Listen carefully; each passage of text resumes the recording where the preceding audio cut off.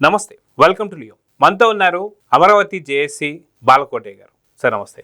Sir మనం చూసుకుంటే జగన్మోహన్ రెడ్డి అమరావతి రైతులను పిలిపించుకొని మా విగన్ ఇస్ ద బెస్ట్ అని చెప్పేసి నిన్న ఒక మీటింగ్ పెట్టారు.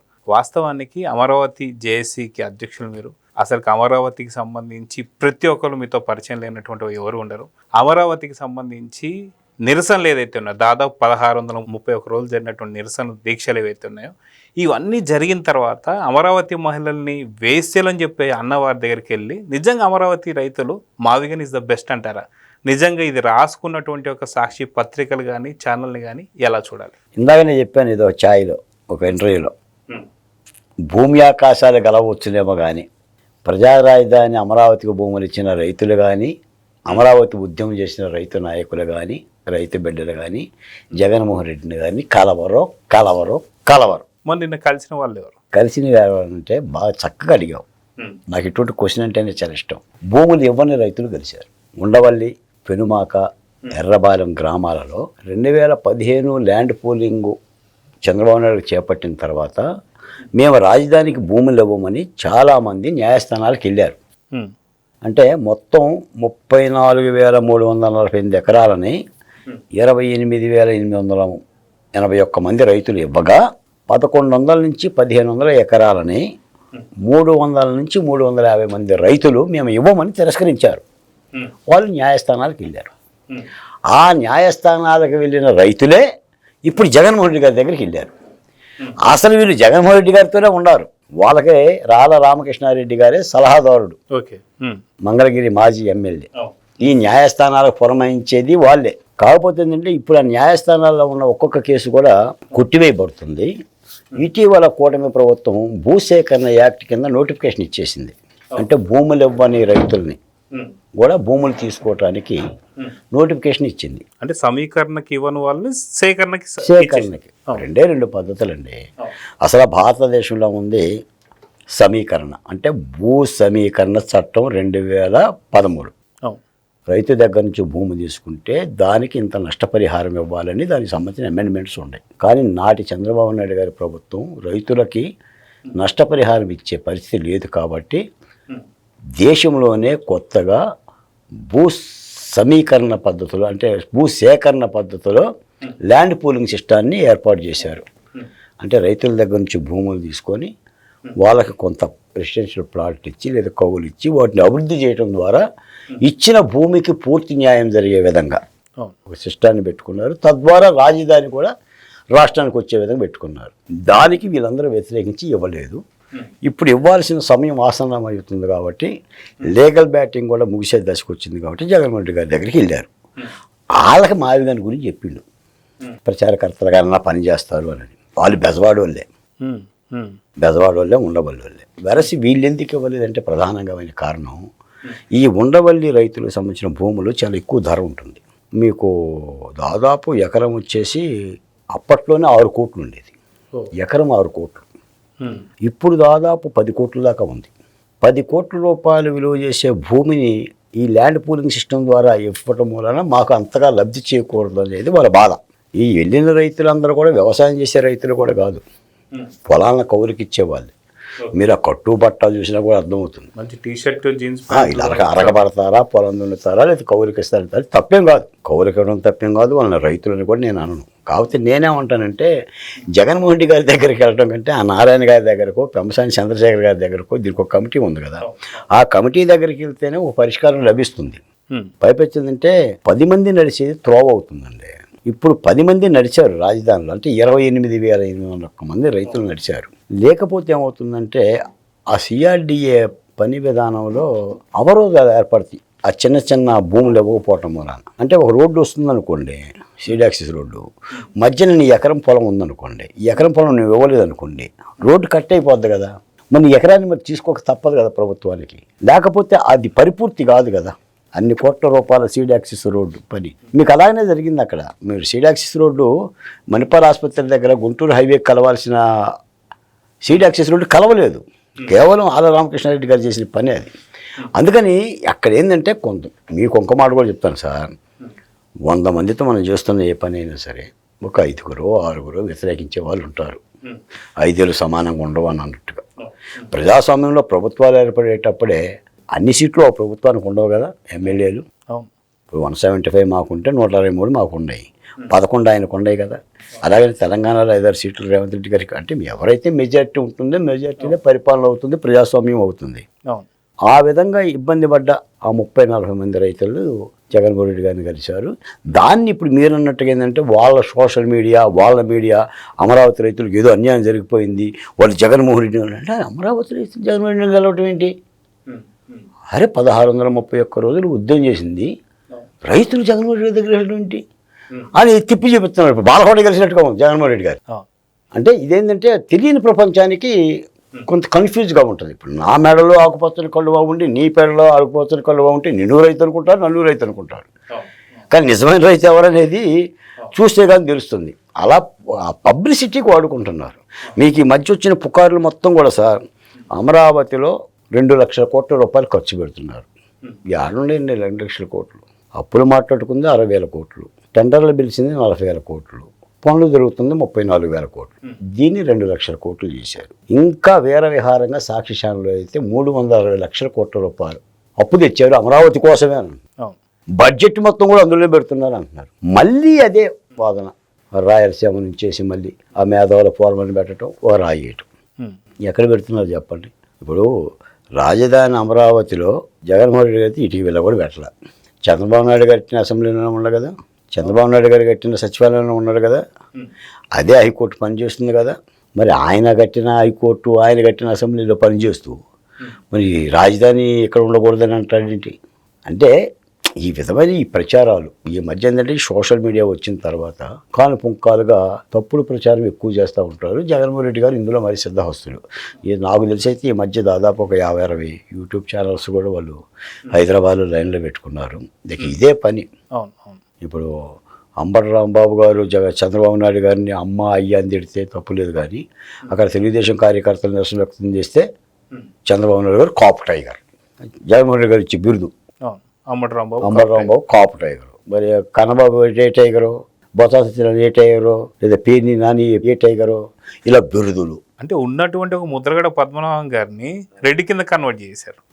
వీళ్ళు కాపులకి ఇచ్చేటువంటి ఆయనే కన్వర్ట్ చేసుకుంటున్నాను.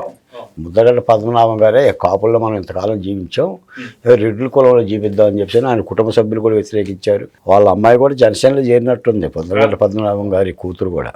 ఇక ఆ చరిత్ర వేరు. వాళ్ళు ఏంటంటే ఏనుగులు అలాంటి కాలంలో మంత్రులు అయ్యారు, పదవులు అనుభవించారు, తిన్నారు, కులాల పేరు చెప్పారు, మతాల పేరు చెప్పారు. ఇక ఆ ఎపిసోడ్ అయిపోయింది. జగన్మోహన్ రెడ్డి గారు ఏంటంటే ఆ టూల్ వాడటం కోసం, అంటే పవన్ కళ్యాణ్ గారి మీద కాపు నాయకులు ఆ టూల్ ప్రయోగించడం. మొన్న ప్రొఫెసర్ నాగేశ్వరరావు గారిని ఎట్టయితే ఒక టూల్గా ఉపయోగించారో, ఈ సందర్భంగా మీకు మాట చెప్పాలి, మీ ద్వారా కాస్త గట్టిగా ప్రజల్లోకి వెళ్ళాలి. ప్రొఫెసర్ నాగేశ్వరరావు గారికి స్క్రిప్ట్ ఇచ్చింది జగన్మోహన్ రెడ్డి గారే. ఓకే. అంటే అస్పర్ధామాత కుంజరహ అని ఎవరన్నారు సార్? ధర్మరాజు అన్నాడు. ఏ అర్జునుడు అనవచ్చుగా, భీముడు అనొచ్చుగా, నకుల సహదేవులు అనొచ్చు కదా, ఎందుకనలా? నమ్మడు. అస్పర్ధాముడు చచ్చిపోయిందని చెప్పేసానని నమ్మడు. ధర్మరాజు చెప్తేనే నమ్మకం. అలాగనే ప్రొఫెసర్ నాగేశ్వరరావు యూనివర్సల్గా ఉండడం, ఒక మేధావిలాగా ఆయన చేత బలికిచ్చిండు.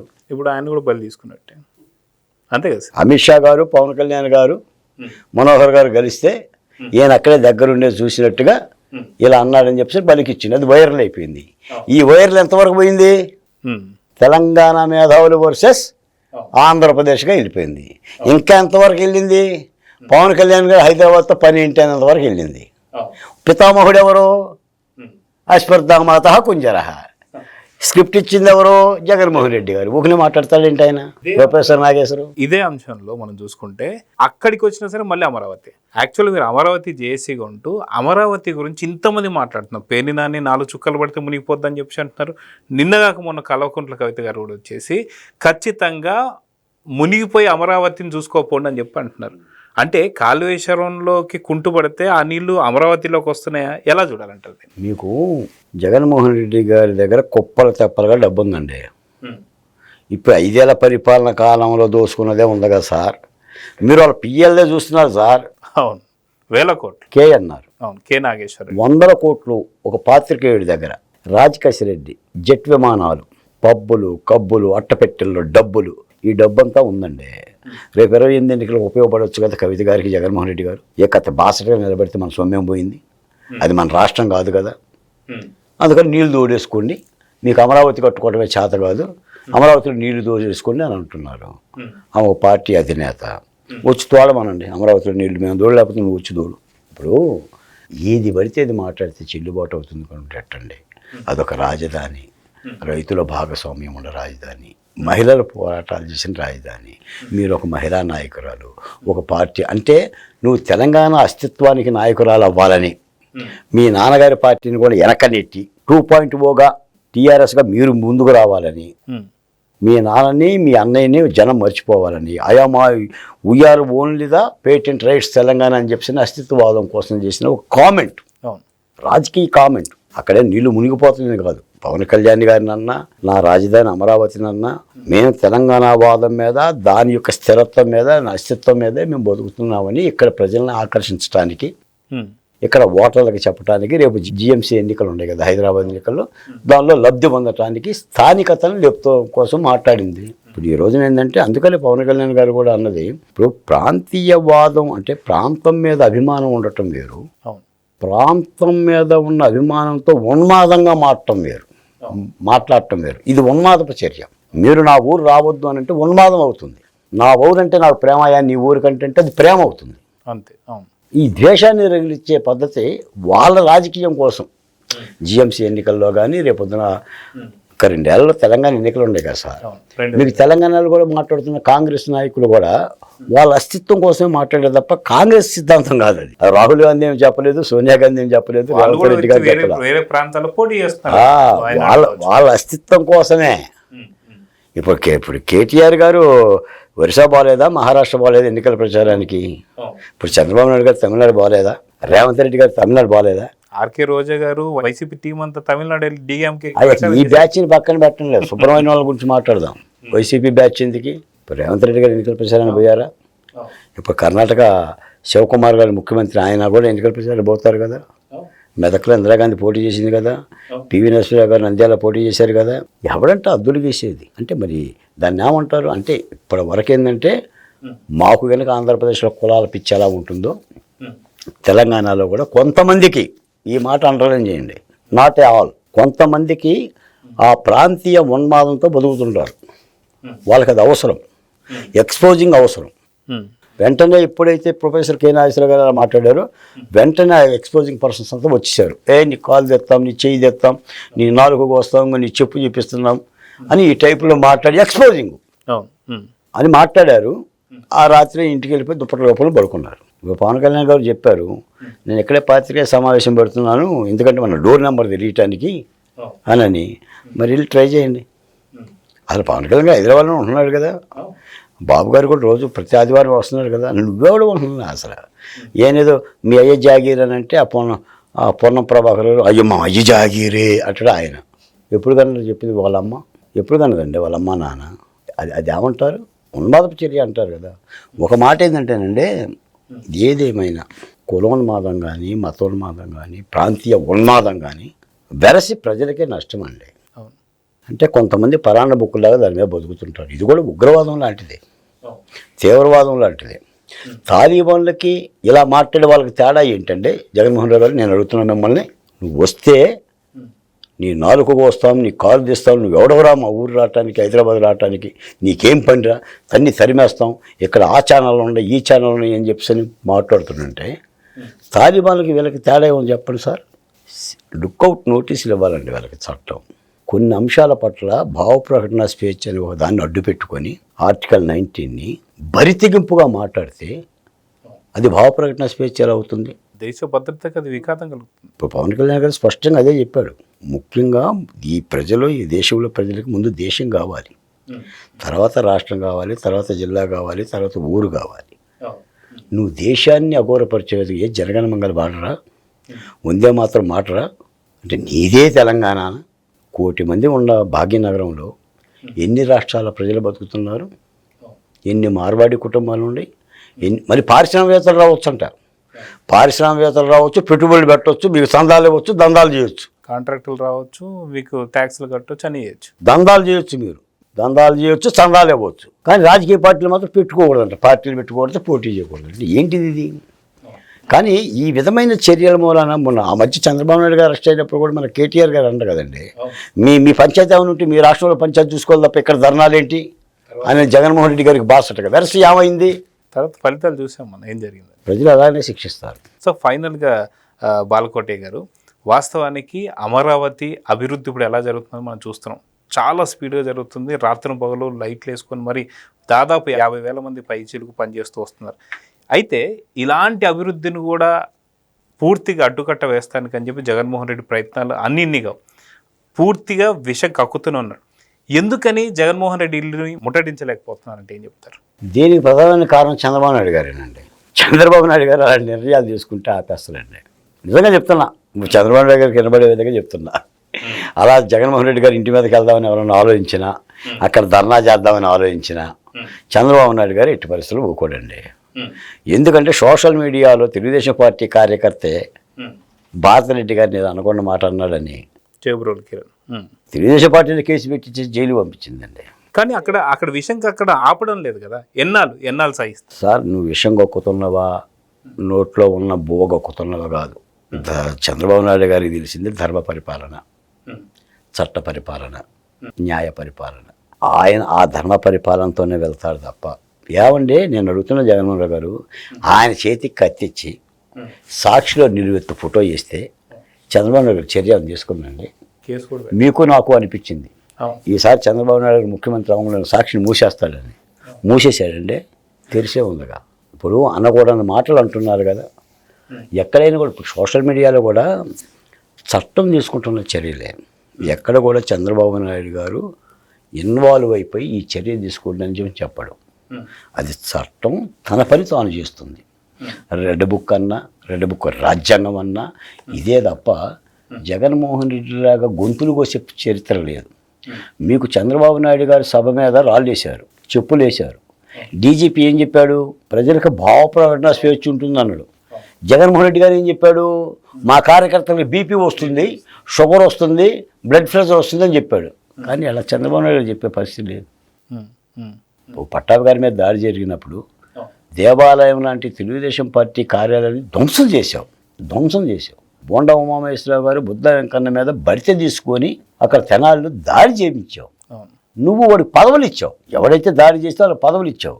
జోగి రమేష్ గారు చంద్రబాబు నాయుడు గారు ఇంటి మీదకి వెళ్ళాడని చెప్పేసి మంత్రి పదవిని ఇచ్చావు. ఇప్పుడు కాదు, అసలు చంద్రబాబు నాయుడు గారి హిస్టరీలో చూడండి ఇలా ప్రోత్సహించాడా అంటే.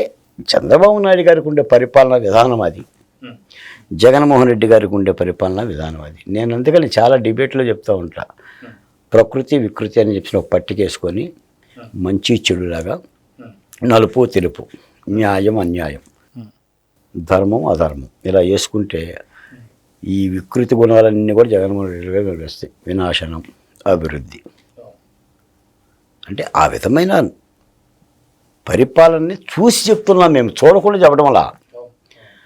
2019లో జగన్మోహన్ రెడ్డి గారు ఇలాంటి పరిపాలన చేస్తారని ప్రజలకు తెలియదు. తండ్రి సాటు బిడ్డ రాజశేఖర రెడ్డి గారి బిడ్డ, ఒకసారి ఛాన్స్ ఇద్దాం, అవకాశం ఇద్దామని అధికారం ఇచ్చారు. వెరసి ఏమైందంటే రాష్ట్రం 30 ఏళ్ళు వెనకపోయింది. చాలామంది చనిపోయారు. రాజధాని లేకుండా కూడా దేశంలో మేము నొగుబాటు అయ్యాం. గతంలో నేను ఇదే హైదరాబాద్ వచ్చినప్పుడు బాలకోట గారు మీ రాజధాని ఏంటి ఆంధ్రప్రదేశ్ అంటే దిక్కులు చూసుకునే పరిస్థితి. ఏం చెప్పాలి? 3 రాజధానులు చెప్తే ఎగాదిగా చూసేవాళ్ళు మమ్మల్ని. ఈరోజు కాళ్ళు ఎత్తుకొని అమరావతి నా రాజధాని చెప్పగలుగుతున్నాం అంటే ఏంటి అంటే ఆ విధమైన పరిపాలన చూసాం కాబట్టి మాట్లాడుతున్నాం. తిరిగి మళ్ళీ వైకుంఠపాలిలాగా అలాంటి పరిపాలన చేతుల్లోకి మళ్ళీ అధికారం పోకూడదనేదే కూటమి ప్రభుత్వం కానీ, సోషల్ వెల్ఫేర్ బోర్డు చైర్మన్గా మాలాంటి వాళ్ళ కర్తవ్యం కానీ ఉంది. ప్రజలను ఆ దిశగా ఆలోచింపజేయాలి, నిత్యం ఆలోచింపజేయాలి, నిత్యం పోరాడాలి. సో ఫైనల్గా సార్, మా విగన్ అనే మాట కూడా వచ్చింది కాబట్టి ఈ మా విగన్ మాట ఎత్తుకున్నటువంటి జగన్మోహన్ రెడ్డి 2029 నాటికి పరిస్థితి ఏం కానుందంటే ఏం చెప్తారు? 2029 నాటికి మా విగన్ రాష్ట్రం ఎక్కడ ఉంటే అక్కడ ఉంటాడండి ఆయన. అది భూమండలంలో ఎక్కడుందో ఎత్తుకోవాలి. గూగుల్ అమ్మని అడిగి మావిగన్ అనే ప్రాంతం ఎక్కడుందో అంటే గూగుల్ అమ్మ తల్లిని అడిగితే చెప్తుంది. అది జగన్మోహన్ రెడ్డి గారు అడుగుతాడు. ఇక ఆ రాష్ట్రానికి ఏమన్నా వెళ్తాడేమో 2029 ఎన్నికల తర్వాత. ఎట్టి పరిస్థితుల్లో జగన్మోహన్ రెడ్డి గారికి పరిపాలన తీరు తెలియదు అనేది ప్రజలకు అర్థమైందండి. నాకు తెలిసి జనసేన, భారతీయ జనతా పార్టీ, తెలుగుదేశం పార్టీ యొక్క మిత్రబంధం కంచు గోడలాగా మారిపోయిందండి. చైనా వాళ్ళలాగా మారిపోయింది. ఇక దుర్భేద్యమైన పరిస్థితికి వచ్చింది. ఇంకో మాట కూడా చెప్తాను మీ ద్వారా. రేపు ఇదే కూటమి తెలంగాణలో కూడా పోటీ చేస్తుంది. రేపు తెలంగాణలో 2028 ఎన్నికలు కూడా రాజకీయ పార్టీల మధ్య పోరాటం జరగదు. 2 కూటముల మధ్య పోరాటం జరుగుతుంది. ఒకటి ఎన్డీఏ కూటమి, 2 యాంటీ ఎన్డీఏ కూటమి. ఇలాగనే పోరాటం జరుగుతుంది. అప్పుడు ఏ పార్టీ ఎలా ఉండాలి, ఎలా కూటమి జతకట్టాలనేది ఆలోచన ఇప్పటికే సాగుతుంది. ఇప్పటికే ఆ బీజాలు ఉండేవి, ఆ స్మెల్ వస్తూనే ఉంది. ప్రతి పార్టీ కూడా తన చుట్టూ తాను తిరుగుతూ కూటమి చుట్టూ తిరగాలి అంటే భూమి కనుక తన చుట్టూ తాను తిరుగుతూ సూర్యుడు చుట్టూ తిరిగినట్టుగా అట్లా జట్లు కట్టే పరిస్థితి వచ్చింది. ఇప్పుడు ఎన్డీఏ కూడా పోటీ చేస్తుంది తెలంగాణలో. నిన్న మొన్న కూడా చెప్పాను నేను, 28 నాటికి దాదాపుగా 100% తెలంగాణ ముఖ్యమంత్రి పవన్ కళ్యాణ్ పక్క. ఎన్డీఏ భాగస్వామ్యం కూడా ఆ దిశగా కూడా అడుగులు పడుతుంది. ఎందుకంటే అందుకనే చెప్తున్నాను సార్, ఇప్పుడు పవన్ కళ్యాణ్ గారిని అసెంబ్లీ గేటు కూడా టచ్ చేయనీయం, పిఠాపురంలో గెలవనీయం అని అంటే ఏమయ్యాడు పవన్ కళ్యాణ్ గారు? డిప్యూటీ ముఖ్యమంత్రి అయ్యాడు. ఇప్పుడు తెలంగాణకి పవన్ కళ్యాణ్ గారు రాకూడదు, నువ్వు ఎలా వస్తావు, నువ్వెందుకు వస్తావు, నేను తరిమేస్తావు అంటే ఏమవుతాడు? ముఖ్యమంత్రి అవుతాడు. ఇదే తీరి. సో చూద్దాం సార్, ఖచ్చితంగా మీ విలువైనటువంటి సమయాన్ని మా లియోకి ఇచ్చినందుకు చాలా ధన్యవాదాలు సార్. నమస్తే. Please subscribe to Leo News for more videos.